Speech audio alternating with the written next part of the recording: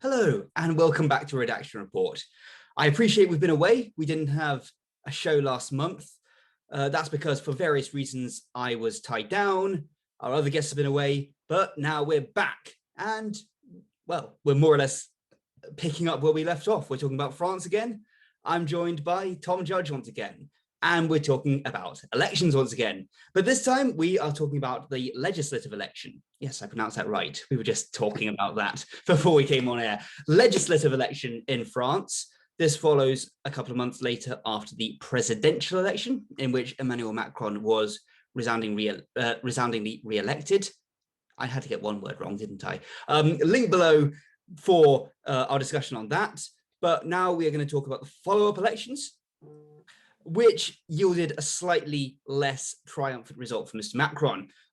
His party, now rebranded Renaissance, formerly La République En Marche, has lost its overall majority quite substantially. It's now down to around 245 seats. The left-wing grouping, NUPES, under JeanLuc Mélenchon, which combined his own party, along with the Old Socialist Party, along with the Greens, and others clocked in around 131 seats. Biggest gain of the day, though, was for Marine Le Pen's party, Le Rassemblement National. I butchered that pronunciation horribly, but the National Rally, which gained 89 seats, all the way up from 8 seats. I'll repeat that, 8 seats in 2017 to 89 seats now. That's a far-right party. And the mainstream centre-right party, the Republicans, dropped from 130 to 64 seats. Tom, what's next? Oh, what's next indeed? As you know, with most European legislative, oh my God, I was the one that got the word wrong. Legislative elections. We're now into the point where people will talk. I think formal negotiations only started yesterday. I believe. So now we'll see what comes next. Obviously, Macron's party under the Prime Minister Elizabeth Borne will still rule in minority, but it will yet to be seen where the support. What do they need? An extra 30 odd seats. To actually, form majorities to get legislation through, will come from. It was considered that the centre right would maybe form a coalition in the aftermath, but that has been ruled out now. So it's yet to be seen what will come next. I think Macron is maybe currently, and has been over the last day or so, meeting with all the leaders in the parliament. So it's yet to be seen. But this is obviously a big blow to his agenda, which I think in the end just proved very unpopular. I think the most unpopular part probably being pension age, has really seen what he'll be able to do for the next 5 years, because it's very unprecedented in French politics. There hasn't been a hung parliament for quite some time. I think the last hung parliament was in '97. And the last time no alliance won was in '88. So this is fresh-ish ground for French politics, and it just goes to show the volatility. Obviously, all of the top 3 parties, the top 3 alliances, were non-existent in French politics just a few years ago, and now they are the top 3. Worth remembering, of course, that Macron's party was brand new going into 2017 and won a majority, just to prove security and volatility. We're great on words today, aren't we? Volatility in politics. But let's talk for a second about Elizabeth Borne. We'll come back to the agenda in just a second. But Elizabeth Borne was just appointed Prime Minister of France by Macron last month in the lead up to the elections. Often happens that a new prime minister might be appointed just ahead of legislative elections. She's offered her resignation to Macron after pressure. He refused it, at least for the meantime, while government talks are ongoing, shall we say. We're looking at a potentially interesting situation here. Obviously, leader of that left-wing bloc, Jean-Luc Mélenchon, who is a controversial figure to say the least, seen as someone on the hard left, has bigged himself up as a potential prime minister, and had been talked that he might be a potential candidate. Who might we be looking at? Well, Mélenchon isn't actually in the parliament. He didn't restand. No, he's not. He did not. He stood down from his seat. And the thing about, I mean, Nupes was very successful, but now that they are sitting in the parliament, I think a lot of the leaders of I think it's 5 parties that were part of the alliance, have said that they won't sit as a group.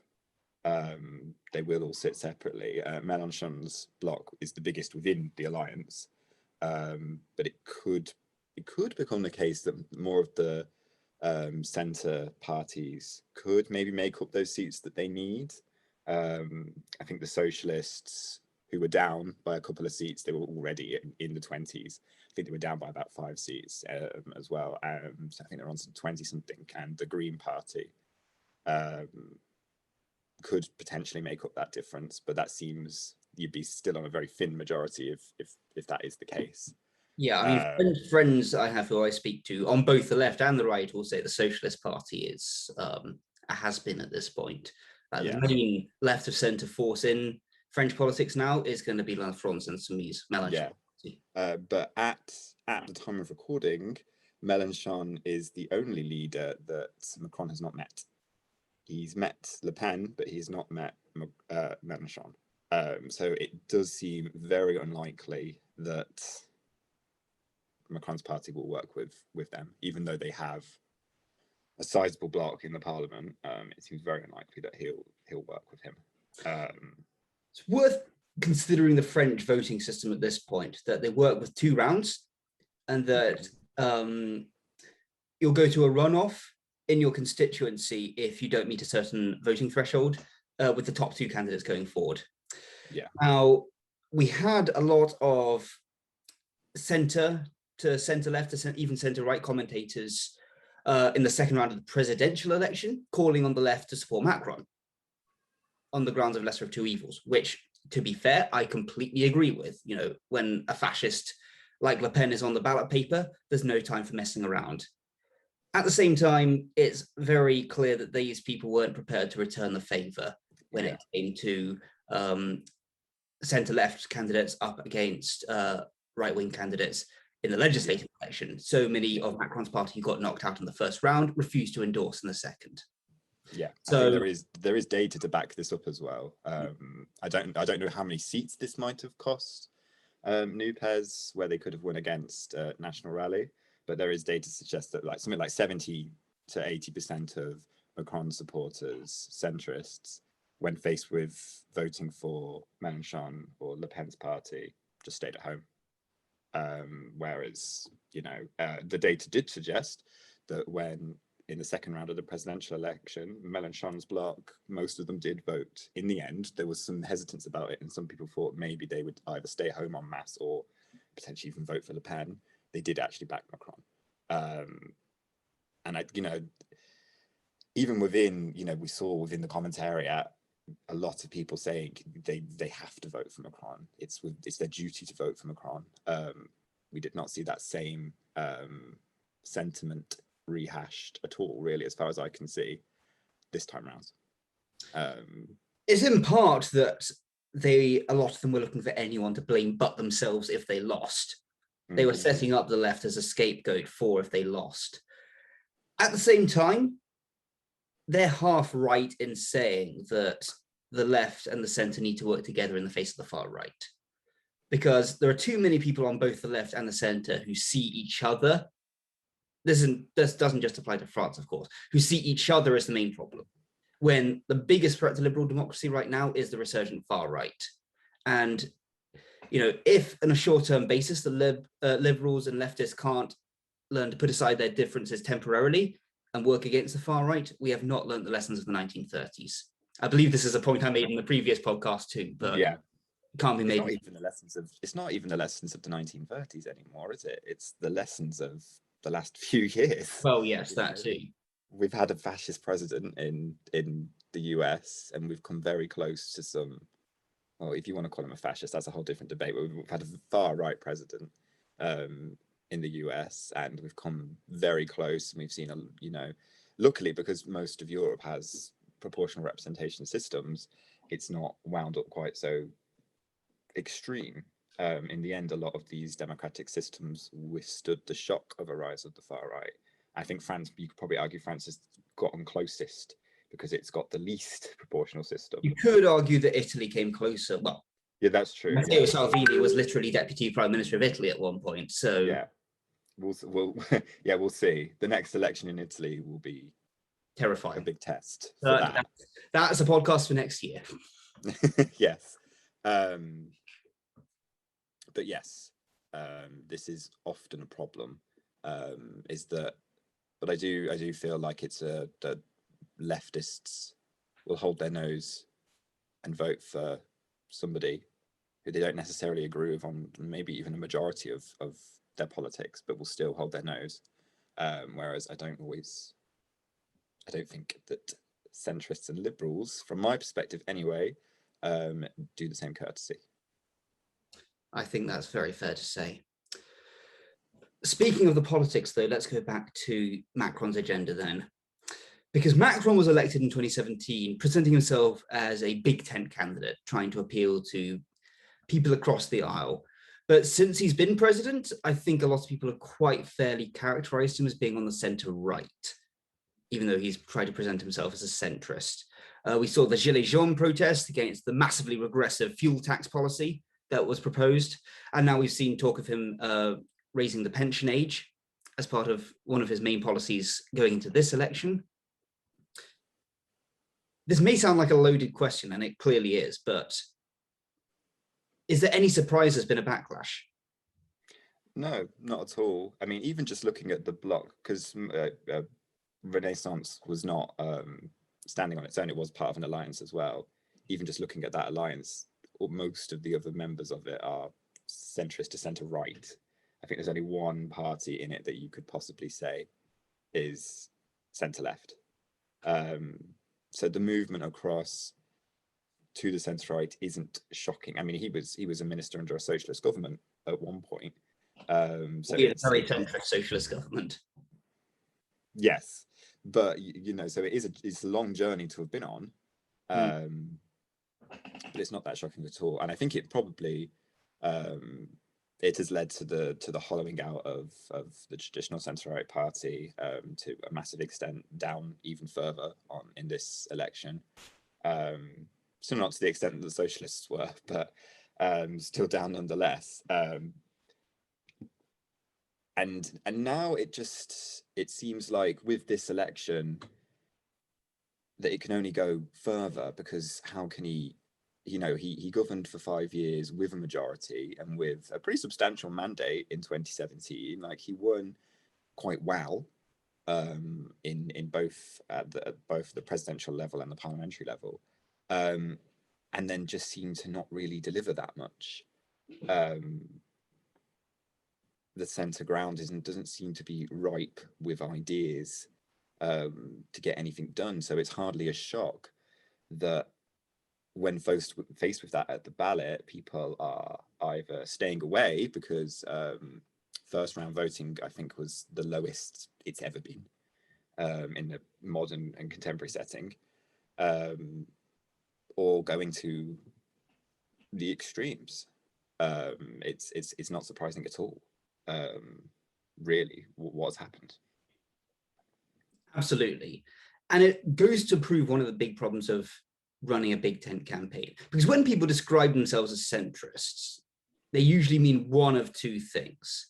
They either mean they're trying to think big tent and be a certain thing to everyone, or they're very hardline committed to the status quo, or a bit of both. And what Macron was clearly trying to go for in the first place was the former of those two things. He wasn't presenting himself as a status quo candidate. He was trying to present himself as a sort of big tent reformer, sort of modernizer, that sort of thing. The problem with running a big tent campaign is once you actually come to govern, you've got to pick a direction of travel. And when you do so, you're inevitably going to leave people disappointed. And we see that. We've seen the massive drop in turnout here, but this is by no means exceptional to centrist candidates. You know, US presidential election turnout hit less than 50% in Bill Clinton's re-election. Under Tony Blair, people always forget, Tony Blair was elected with massive majorities. The part that often gets left out is elected on massive majorities on a massive collapse in turnout.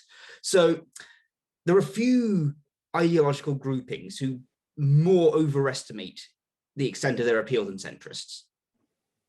Yeah, and looking at where those examples went afterwards as well, is that you went to George Bush, fairly right-wing president, and then we have, now 12 years of Conservative government, 5 of them with the Lib Dems, under a fairly right-wing program, even from the beginning. And 6 of them post-Brexit, milking that culture war for all it's worth. Yeah. Now with a very, very large majority. Obviously, it took them a while to get there. But throughout the entire 21st century, in every election that's ever happened in the UK, the Conservative vote share has gone up. The Conservatives haven't seen a decline in their vote share since 1997. Do you know which general election the Conservatives increased their vote share by the most in one election? 2017. It was 2017. That's a can of worms we won't open today, though. But that's I mean, God, we're a long way off, obviously, from the next set of elections, considering they just happened. But that could be the future if the recent precedents in comparable economies are anything to go by. Then centrist candidates will eventually just lead to an increased presence of the right and the far right. The Republican presidents that have come in the US have by no means been consolidators, people on the center who are looking to reach across the aisle. And the same can probably be said in the UK as well. If there's any sense of hope to be had there, is that those centrist collapses in the UK and the US happened under the main centre-left party, whereas it hasn't happened in France. And that's the one thing to be said. One of the reasons why left-wing populism hasn't taken off in the same way right-wing populism hasn't, from where I'm sitting, is that the right at the moment seems to be better at crafting narratives. And that's what any good politician, any good leader is, a good storyteller. And the right have been better at crafting a narrative than the left have. Because let's face it, too much and too often the left, and I think both Corbyn and to a lesser extent Sanders were very guilty of this, is leaning too much into nostalgia rather than into a forward-thinking vision. And unless the left can come up with new ideas and can come up with a new narrative, they're doomed to just repeat those mistakes again. Yeah. What New Pez, if they still remain New Pez at the next election, does, because obviously they are the second biggest alliance if you put them all together, although of course they won't sit as an alliance, but they are the second biggest in Parliament, in the French Parliament. So what they do after this, and how they try and shape the narrative, if they do try and extract wins, if they do try and work with Macron's government, what they are and what they choose to try and extract from this government will be very important. There is a narrative to be shaped. The cost of living crisis is a global thing. How will they just lean into austerity like we have seen centre-left parties do before, which is just, it's not going to cut it? Or will they actually go after the things that people want? That's what the next 5 years have got to be for the French left. If they want a chance, obviously, because it's an open race in 2027.